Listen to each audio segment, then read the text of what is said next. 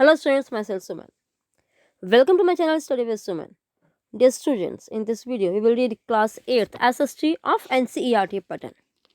We will read chapter 10 of Civics यानी कि राजनीति विज्ञान. इस चैप्टर का नेम है कानून और सामाजिक न्याय.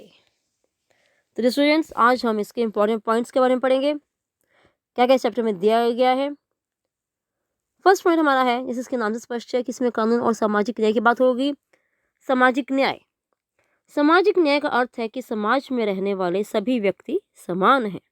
हाँ, हर व्यक्ति चाहे वो किसी भी वर्ग का है, धर्म का है, वो समान है कानून की नज़र में. और इस समाज में और मनुष्यों के परस्पर सामाजिक संबंधों में किसी प्रकार का भेदभाव ना हो. किसी में कोई भी अंतर नहीं होना चाहिए. कोई बड़ा है, छोटा है, अमीर है, गरीब है, काला है, गोरा है, किसी भी वर्ग का है, उसमें किसी प्रकार का किसी भी आधार पर, न जाति के आधार पर, न रंग के आधार पर, न उसकी धन संपत्ति के आधार पर कोई भेदभाव नहीं होना चाहिए. मनुष्यों के साथ जाति, धर्म, रंग, लिंग के आधार पर भेदभाव नहीं होना चाहिए. सभी व्यक्ति जो हैं वो समान है. न्यूनतम वेतन. मजदूरों को शोषण से बचाने के लिए न्यूनतम वेतन निर्धारित किया जाता है. गवर्नमेंट मजदूरों के लिए एक न्यूनतम वेतन निर्धारित करती है. इसका क्या मतलब है कि काम करवाने वाले व्यक्ति को, उस मजदूर को एक सैलरी जो निश्चित की गई है उससे कम वो नहीं दे सकता, उतनी ही उसे देनी होगी. और न्यूनतम वेतन के लिए कानून भी बनाए गए हैं. नेक्स्ट पॉइंट इसमें आता है भोपाल गैस त्रासदी. त्रासदी यानी कि ट्रेजेडी. अब ये ट्रेजेडी कब हुई? ये ट्रेजेडी मध्य प्रदेश के राजधानी जो भोपाल है उसमें 2 दिसंबर 1984 को आधी रात को हुई. आधी रात को. अब ये कहाँ हुई थी? एक अमेरिकन कंपनी जो कि भोपाल में है, उसके यूनियन कार्बाइड नामक एक कंपनी थी, उसने भोपाल में अपना कारखाना लगाया था जिसमें पेस्टिसाइड्स का उत्पादन होता था.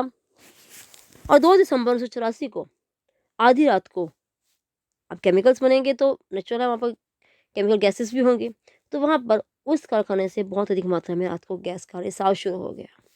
मतलब गैस लीक होनी शुरू हो गई. अब इस ट्रेजेडी में क्या हुआ, दुर्घटना में क्या हुआ, लगभग 8,000 लोग मारे गए और लगभग 50,000 गरीब परिवार बहुत बुरी तरह प्रभावित हुए. इस गैस का इतना भयानक असर हुआ कि वहाँ पर उस गैस के चपेट में आने वाले जो व्यक्ति हैं आज भी इतने सालों बाद काम करने के योग्य नहीं है. हजारों बच्चे अपाहिज हो गए इस गैस त्रासदी के कारण. अब ये दुर्घटना नहीं थी, ये बल्कि सुरक्षा उपायों की कमी के कारण ऐसा हुआ था, क्योंकि सिक्योरिटी जो थी, रीजंस जो थे, वो सिक्योरिटी नॉर्म्स जो थे वो पूरी तरह से नहीं लिए गए थे. इसके बाद है विदेशी कंपनियां. अब विदेशी कंपनियां भारत में निवेश करती हैं अपने फायदे के लिए, और मजदूरी कम होने के कारण, क्योंकि भारत में आपको पता है जनसंख्या कितनी ज़्यादा है और यहाँ पर मजदूरी जो है वो बाकी देशों के मुकाबले बहुत कम है, तो मजदूरी कम होने के कारण भी विदेशी कंपनियां यहाँ पर निवेश करती हैं. उत्पादकों एवं उपभोक्ताओं की रक्षा के लिए कानूनों की आवश्यकता होती है. उत्पादक, उत्पादन करने वाला. उपभोक्ता, उत्पादन का उपभोग करने वाला, उसका प्रयोग करने वाला, उसका यूज करने वाला. नेक्स्ट पॉइंट हमारा है सुरक्षा कानून. सुरक्षा कानूनों को लागू करने की जिम्मेवारी सरकार की है. पर्यावरण.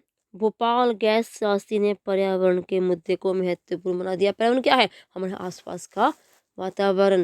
मतलब अगर वातावरण शुद्ध होगा तो हम लोग अच्छे सांस ले पाएंगे और अच्छा जीवन व्यतीत कर पाएंगे. लेकिन भोपाल गैस त्रासदी ने वहाँ की जो गैस थी, वहाँ की जो हवा थी, वो जहरीली कर दी, जिससे कई हजारों लोग जो थे इससे प्रभावित हुए.